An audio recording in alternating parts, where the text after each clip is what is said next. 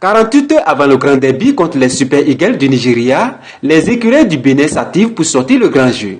Cet après-midi du 25 mars, ils ont investi le stade Charles de Gaulle à Porto Novo pour une séance d'entraînement.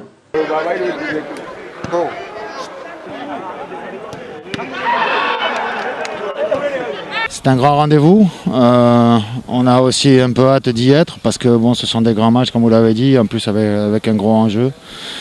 Voilà, on sait ce qui nous attend, cette équipe du Nigeria, c'est un grand d'Afrique, donc avec des individualités, notamment sur le secteur offensif, qui sont très performantes. Donc voilà, on sait que le danger peut venir à tout moment, à nous à faire un grand match, à être comme on sait le faire quand on rencontre des grosses équipes, c'est-à-dire discipliné, généreux, organisé. Jordan a joué mardi soir avec son club, il nous a rejoint hier soir, donc aujourd'hui il s'agissait pour lui d'une séance de récupération puisqu'il avait joué 90 minutes plus le voyage, donc c'était juste un petit décrassage pour lui.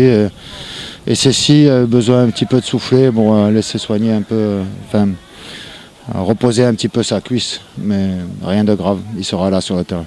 Bon, on se sent tous très bien, très heureux d'avoir pu voyager, d'avoir pu venir au pays pour aider la nation à se qualifier pour cette CAN 2021.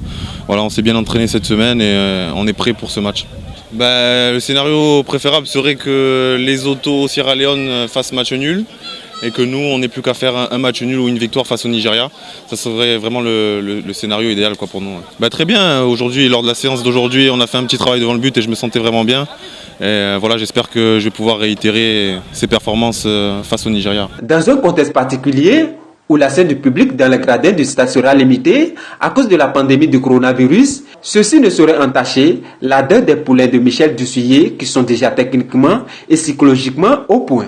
Une chose est certaine, le soutien des Béninois ne leur fera pas défaut.